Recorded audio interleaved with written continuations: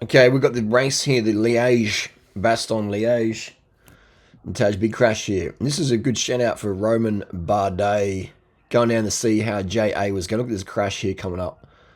Bam, boom, boom, boom, boom. Disc brakes causing so many crashes. The wheels just lock up so easy. We've got a Skyrider down there picking some Denny lines.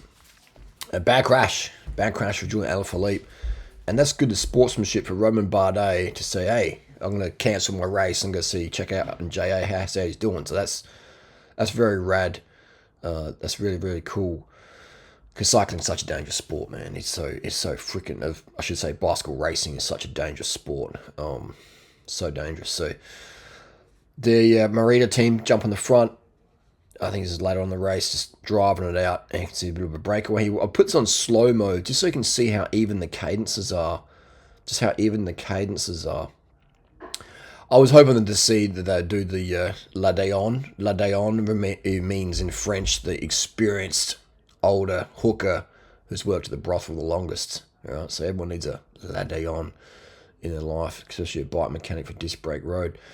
That team Bingle, that's a good kit, man. Look how bright that is. Yeah, those guys and girls ain't going to get hit up in training by a car cleaned up. Look at that. That's visible, man. That is good, man. That is, it makes it easy for everyone. This high vis stuff. All right, so we see here we're gonna. This is Lander, mouth half closed, doing a George Hincapie look, looking back. Lance Armstrong, 2001, Alpe d'Huez style, and you can just see. Look at the flex. Look at these SL7 frames just flexing all over the roads, man. These are pro spec bikes. These aren't consumer direct crap. These are actually the special carbon layup, special reinforced fork. So stiffer, but they're still so flexy because how much stiffness can you put into a bike with a 480mm chainstay? You know, exaggerating there, but the chainstays in the SL7 are so long, and the longer your chainstay, the more flex you get out when you get the saddle. So it's best to stay in the saddle when you sprint on an SL7, so you get all that power to the rear wheel. But you can sort of see the cadences here, very, very similar, man. The peloton's so even now. In who can win the race. We don't know who's going to win the race these days. Back in the day, you could sort of predict it pretty accurately, but these days you don't know. The brake might stay away. It's full on. But these races are a battle of nutrition.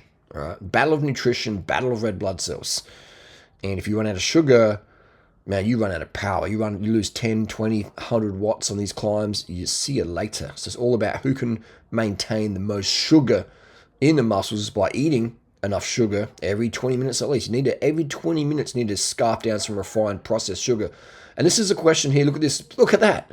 Just skipping around. There's a bit of a rough road there, but those SL7 chainstays are so long, man. It almost clips the front wheel of Powerless, his rear wheel. He's like riding an easy cargo bike. One of those bikes that have the free wheel, the back extra wheel. He's riding an extra wheel on the back. He's just coming around these guys. His gloves off, his levers pointed in like he's crashed both sides of the bars. Remco. So someone said, is Remco using an e-bike? No, he's not using an e-bike. I mean, you want an e-bike if you've got an SL7, but it is, no, this is legit, man. This is no e-bike assist here. You can sort of see here, Jack Haig there missed the move.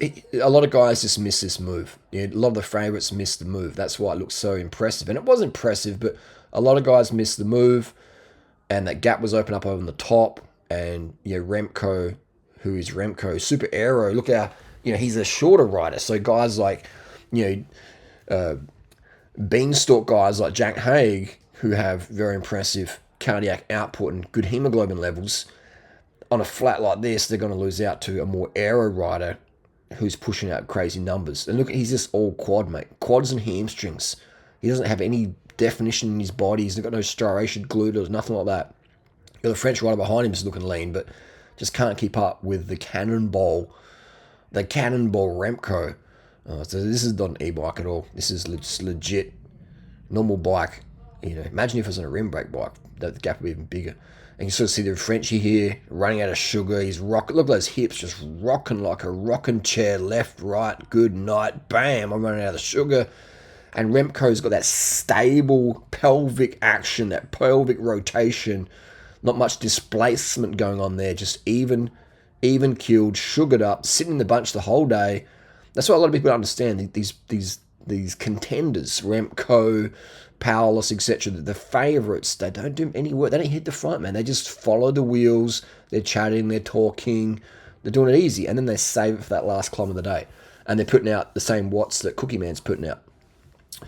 So, you know, it's pretty impressive. It's pretty impressive. But again, these guys are not racing. They're not. You don't race this race. That's why the breakaway's out there, you know, with no-name riders. And I'm not being disrespectful. I'm just saying that these World Tour races, the break goes, typically, and then the head honcho riders, the team leaders, just sit in the bunch, talking, getting the draft, staying out of trouble, getting sugar, getting water, taking care of business, while their team domestiques on the front in the wind, nose to the wind, chasing back the break. And this is like Dylan Tuns, and you can sort of see, I think there's Vasilov there, or someone. But the reason why Remco stayed away is because these guys at the back were looking at each other. Look at that. You know, they're looking at each other, zigzag. Like, it's not even pedaling. They're not even pedaling, some of these guys. That's how easy they're doing it. They're not even pedaling on a flat road. So, but Remco's got that shallow section wheels, so he's going for every gram. Shake of the fist, monkey on his back, monkey off his back. First win for ages. He'll be pretty stoked with this.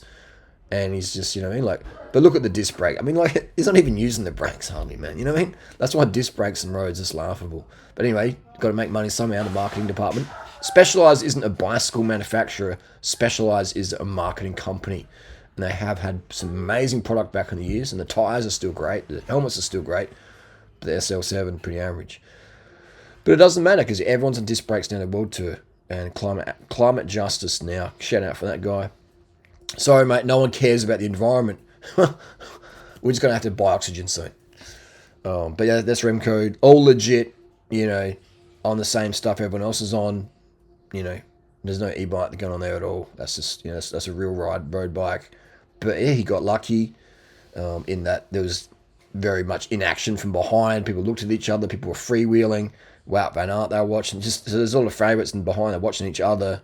And they didn't want to work for Remco, chase Remco back, fair enough. So Remco had good luck, but also had, you know, the courage to go, hey, I don't care if I get dropped. I'm going to go out there and give Daddy Patrick something to praise me about tonight back in the team bus. So there you go. He's got some new Oakleys as well. Nice neon. Get the durianrider ticker approval. And a fantastic win there by Remco. Get some gloves on though, mate, if you have another crash. No good for your hands. Good climate justice in the background there. Hey, the environment. The environment's getting a big hit at the moment, and the environment's not going to get better. Commentary you won't hear anywhere else. So top 10, we have Quentin Herman's breakthrough ride for him. Wout van Aert, Martinez, Higuita Garcia, Tuns, Valverde, the evergreen Valverde, Powers, Hershey, Mike Woods. Valverde, mate, what a consistent athlete. Probably the most consistent professional athlete on the planet. And he's still going strong. Fantastic.